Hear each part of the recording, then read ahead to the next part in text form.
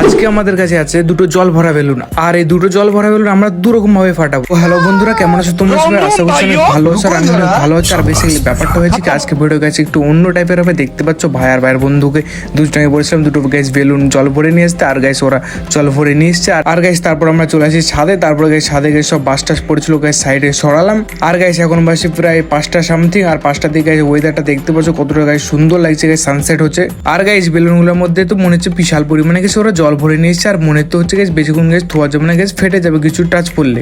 আর guys আমি অনেকদিন পর ভিডিও করছি, তোমাদের জন্য এই ভিডিওতে গাইস ফুল সাপোর্ট থাকে। তো চলো এবার ফাটানো যাক। তো গাইস জাস্ট ওয়াও লাগছে, তোমরা গাইস দেখতে পাবে নিশ্চয়ই স্লো মোশনে। তো প্রথম বেলুনের মিশনটা গাইস সাকসেসফুল হয়ে গেল। তো গাইস এবার গাইস এইটা ফাটাবো গাইস। এটা দেখতে পাচ্ছ গাইস চারি সাইডে গাইস টেপ দিয়ে দিয়েছি, আর এই টেপ দেওয়ার কারণে বেলুন গাইস পুরোপুরি ফাটবে না গাইস, পুরো মিডিলটা দিয়ে গাইস জল বেরোবে। আর দেখতে ওটা অনেকটা গাইস স্যাটিসফাইং লাগবে। আর দেখতে পাচ্ছ তোমরা কতটা গাইস স্যাটিসফাইং লাগছে। আর গাইস স্লো মোশনটা গাইস কেমন লাগছে তোমরা গাইস বলো।